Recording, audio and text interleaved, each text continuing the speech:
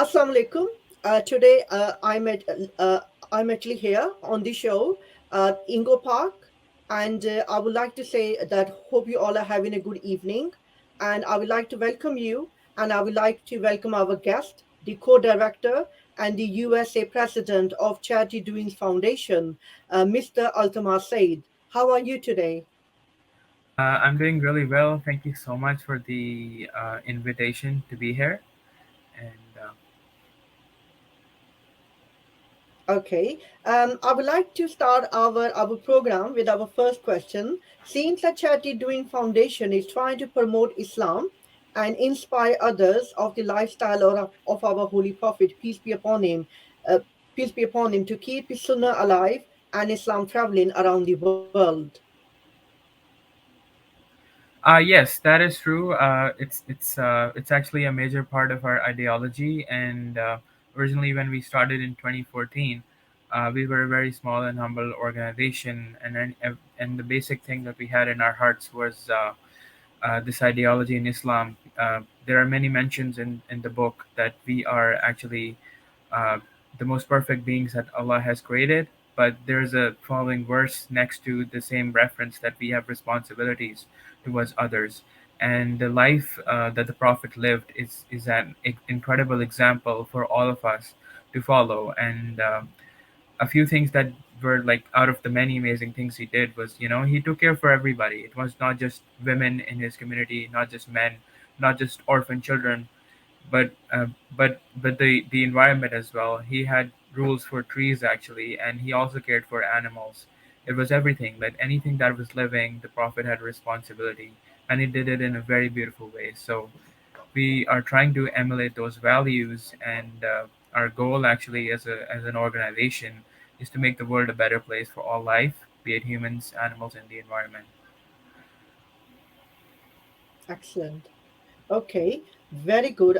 My next question is, what is the Charity Doing Foundation story, and how did you start your inspiring journey with this organization? Uh, so the main person, the key person who started this is actually Ahmed Malik.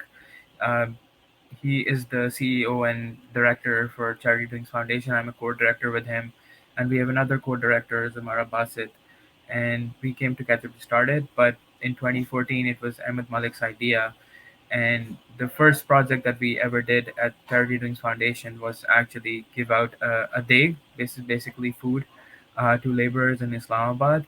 And that was our first project. We just helped 100 people, and that kept escalating and growing and growing. And we found people who thought like us. And I came in 2020 when the COVID, the pandemic was happening. I was working for another Mm, nonprofit organization.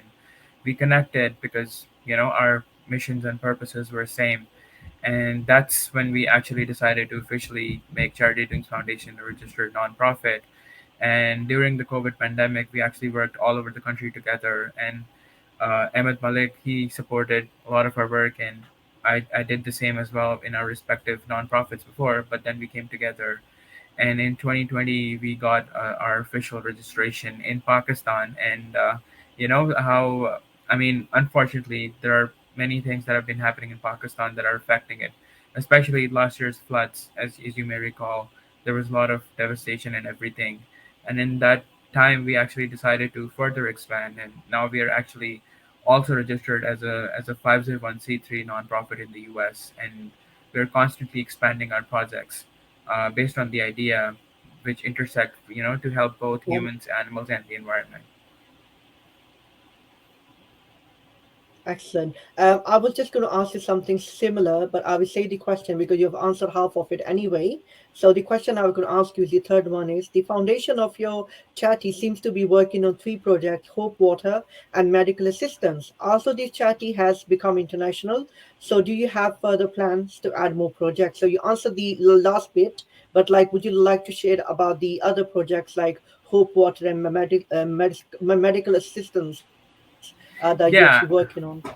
absolutely. Well, actually, in the past couple of years, we have also launched a couple of other projects that I'll just mention here. But of course, the originally we started with medical aid because it's very obvious and there's so much need. Right now, we actually have expanded to 9 projects right now. One of them is the water one, which you mentioned, and we have like 1,000 plus water projects all over the country. And the special thing about these projects is that they provide water not only to humans but also to animals at the same time. So we're trying to building a community. Another project that we do is basically giving away of ration, which is basically food to needy communities, and we do that almost every year. We have been doing that since 2020, where the COVID pandemic happened. Excellent. We have another project which is for helping, bringing people to their own feet so they can earn from themselves. We call that project Back They Are. So we find people and we get them sometimes cars, like if they have a driving skill. In case it's women, we get them sewing machines or anything that they can use for themselves so they can stand on their own 2 feet rather than relying on donation. Another project that we have is similar, is basically community kitchens. Food is a huge issue in our country. So we have these two community kitchens that have been running since 2020 in Islamabad for needy communities. And we have a special project that we recently started. It's called Project Bezaban, and that's something very unique about us, which is basically animal welfare. And last year, when the floods happened, uh, we rescued both humans and animals from the disaster zone. So it was both ways because the Excellent. responsibility had come from Islam. So for the animals, we provided them emergency veterinary aid, and food. And we did the same thing for humans. We built houses for human beings. We set up community kitchens, and we're still building more houses because there's a huge need, and the disaster took so much. Hmm. Uh, Other major project that we do is basically Project Roshni, which is basically solar. Because one of our other ideas or beliefs is the environmental welfare component, because it's all connected. So Okay, we try to I'm make going to. sure. Sorry, I'm going to stop you here because with your solar project, I have a question a bit later on about the Okay. solar work on the solar project. So maybe we can answer at that time. So I'm going to move on quickly to the next question. So the Okay. fourth question is, what are the responses or success rate currently regarding Charity Doing Foundation as the world is changing fast after the COVID? Uh, well, there's so much to do, and as an organization, we have like a team of humble, 40 people who are working all over the country in Pakistan. We have been able to connect with the direct beneficiaries on the ground, whether it be women, animals, children, and we make sure that we get them direct access to care. And the success rate, I think, it's a long term question because I mean, for example, if I just talk about Project Pani, which is basically water projects for both humans, animals, and the environment, the success for that project is that we are able to create communities where people can realize that women who had to walk so much in these underdeveloped areas to get water now don't have to. That's success. At the same time, people understand that animals have the same needs. That's success, and it depends on the project and project basis. But in the last couple of years, we have been able to touch at least over, I would say, 10 million human beings and at least 500,000 animals. I think that's every individual life that we helped is success, and it's still growing at an exponential rate. Excellent. Okay, so the next question is that how many needy did you help?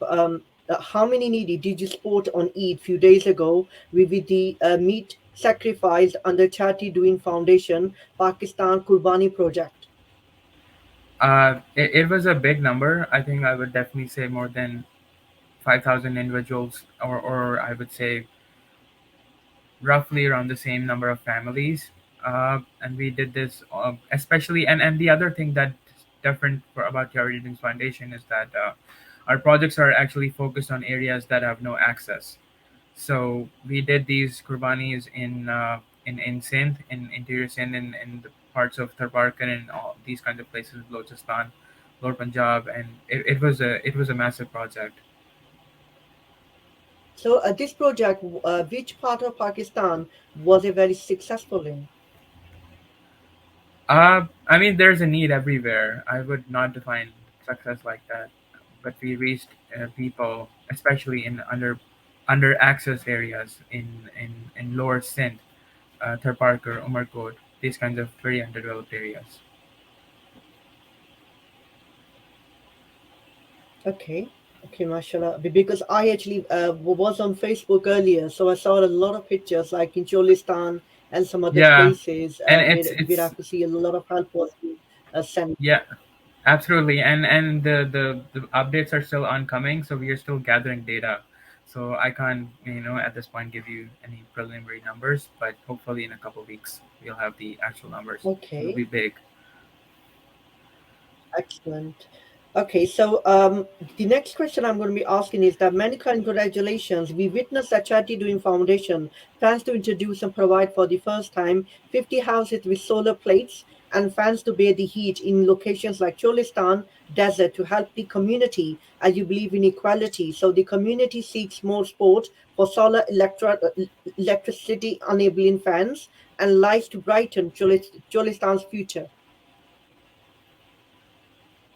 Yeah, absolutely, and we need to do more of these projects because as for people who live in Pakistan have an understanding other than urban centers, which is Lahore and Islamabad and other major cities, there's no electricity lines in many areas, and that kind of creates a lot of risk at night, especially for women, if you think about it in that perspective. And at the same time, these people lost their houses, like they don't have any roofs on top of their heads. How are they supposed to live in that environment and take care for their children? So we built these houses with the focus that we will also eliminate their carbon footprint, which is basically solar panels, and at the same time give them a roof where they can at least feel safe for some time. And we hope to do more of this because there is no quantifiable data, but there was over like in billions of rupees of destruction that happened in last year, and we're not even 5% close to covering up the damage or helping those people who were affected. Yes, so actually, I'm going towards the next question. Please update us on your flood relief missions, success to save and support the suffering humans and animals in Pakistan.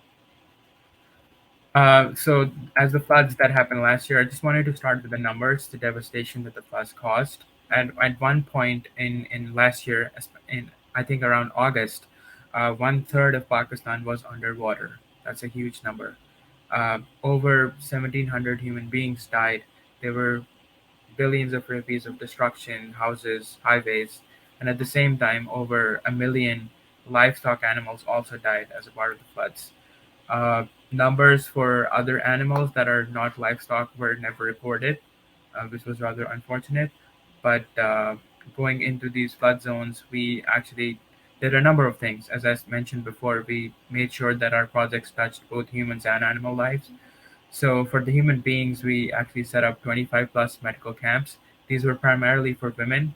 Uh, Period poverty is a huge issue in our country, and there were not a lot of access for women who had babies in these flood zones. So we made sure that we provided that care to them.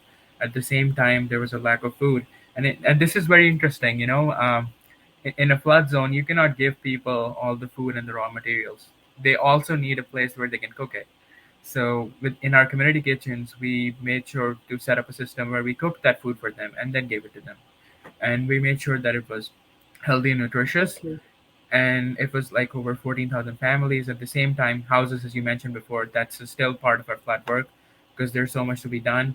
Around 320 tents were built on an emergency basis. And for the animals, we provided over 120,000 kilogram of animal food and emergency vet care to 8,000 animals. And we rescued them as well.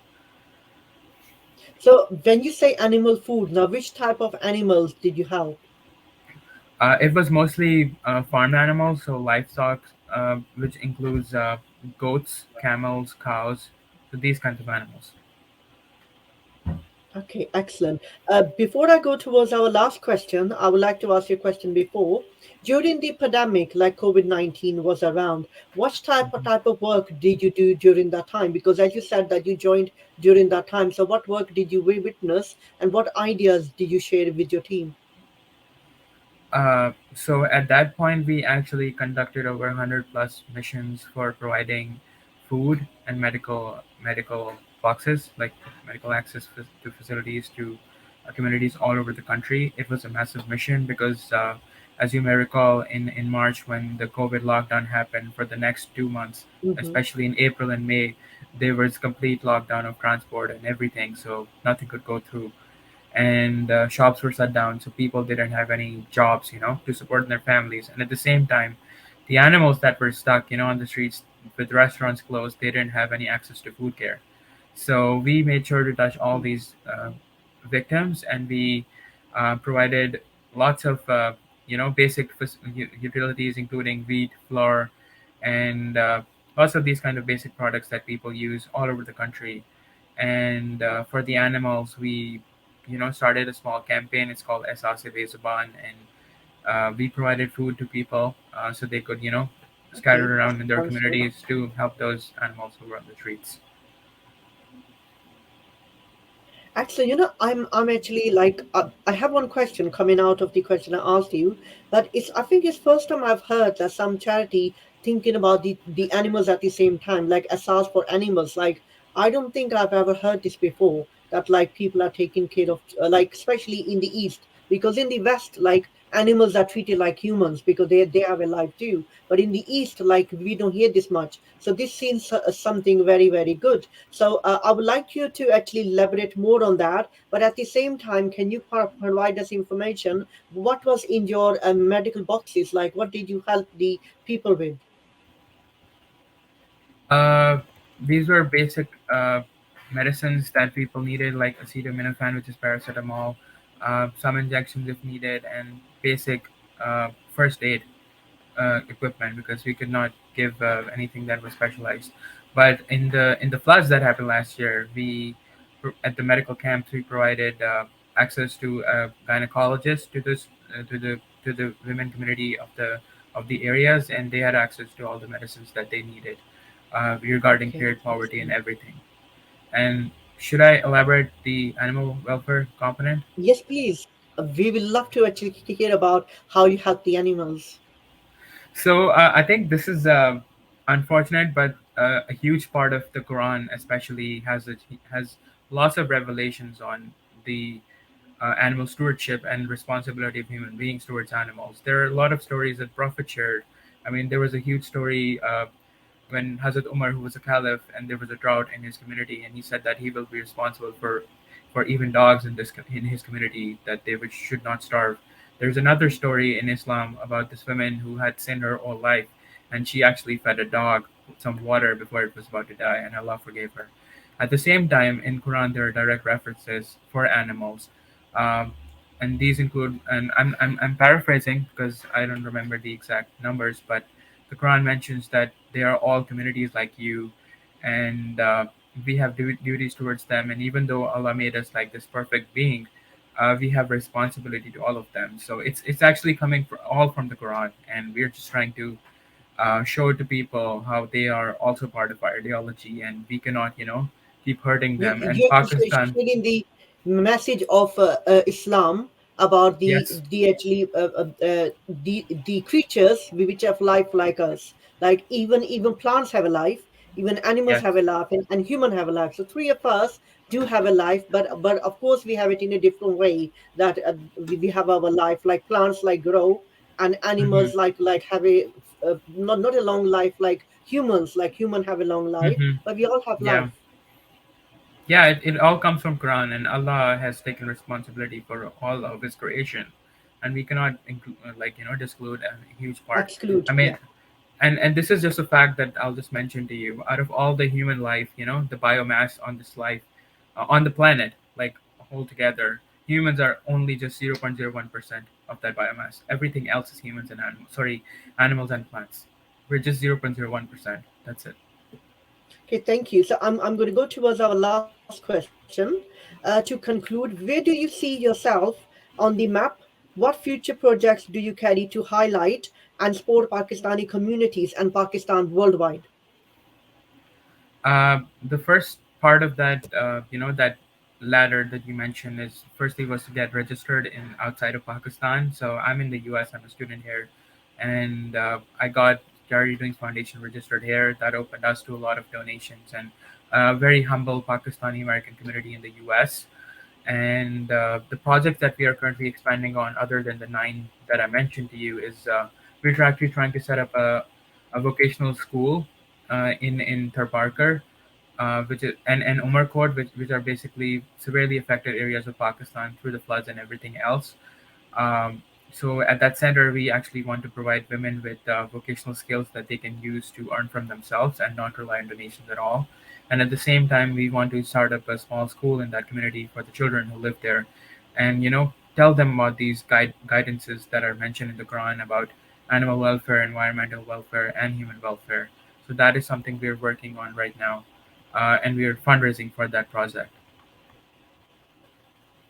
Okay, thank you. So, before we go, I would like to thank you for joining our show, and I would like to say, like, congratulations to Charity Doing Foundation, because I can see that you are doing a lot of work, and some of the work is a bit unique. Like, you actually targeting the areas where not many people can reach or they want to actually go. Because normally we see charities working within cities, like you are targeting Thar Park, Cholistan, and places like deserts where like people don't want to go and work, and you're actually making them feel that they are equally a Pakistani and they are part of Pakistan, and they should be having all the facilities like all the other Pakistanis are having at the moment. And at the same time, you're actually working in USA and you have plans to go further. So I would say the mashallah, like many people should help you. And your charity started in 2014, and although in 2020 when there was COVID time, you still carried on your journey, and you have actually marked on like a lot of projects and a lot of like thoughts that you have how to go forward. And like helping animals